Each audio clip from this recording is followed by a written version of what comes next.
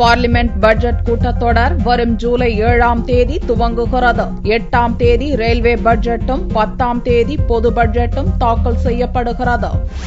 இந்தியாவின் 16வது லோக்சபாவின் முதலாவது கூட்டத்தொடர் ஜூன் 4ஆம் தேதி துவங்கியது. புதிய எம்பிக்கள் பதவியேற்பு, லோக்சபா சபாநாயகர் தேர்வு, பார்லிமென்ட் கூட்டத்தில் ஜனாதிபதி உரை, ஜனாதிபதி உரைக்கு நன்றி தெரிவிக்கும் தீர்மானம் மீது விவாதம் ஆகியவற்றுடன் அந்த கூட்டத்தொடர் ஜூன் 11ஆம் தேதி நிறைவுற்றது. நரேந்திர மோடி தலைமையில் தேசிய ஜனநாயக கூட்டணி ஆட்சி அமைந்த பிறகு முதலாவது பட்ஜெட் கூட்டத்தொடர் ஜூலை 7ஆம் தேதி துவங்கி ஆகஸ்ட் 14ஆம் தேதி வரையில் நடக்கிறது. 8ஆம் தேதியன்று லோக்சபாவில் மோடி அரசின் முதலாவது ரயில்வே பட்ஜெட்டை ரயில்வே அமைச்சர் சதானந்த கவுடா தாக்கல் செய்கிறார். 9ஆம் தேதி பொருளாதார ஆய்வறிக்கை தாக்கல் செய்யப்படுகிறது. 10ஆம் தேதியன்று பொது பட்ஜெட்டை நிதி அமைச்சர் அருண் ஜேட்லி பார்லிமென்டில் தாக்கல் செய்கிறார். இதற்கான முடிவுகள் பார்லிமென்ட் விவகாரத்துக்கான அமைச்சரவை குழு கூட்டத்தில் எடுக்கப்பட்டது. மோடி தலைமையிலான தேசிய ஜனநாயக கூட்டணி அரசு விலைவாசியை கட்டுப்படுத்தும் என்ற உச்சக்கட்ட எதிர்பார்ப்பு மக்களிடையே இருந்த நிலையில் ரயில் கட்டணத்தை 14.2% கூட்டியது பல்வேறு தரப்பிலும் அதிருப்தியை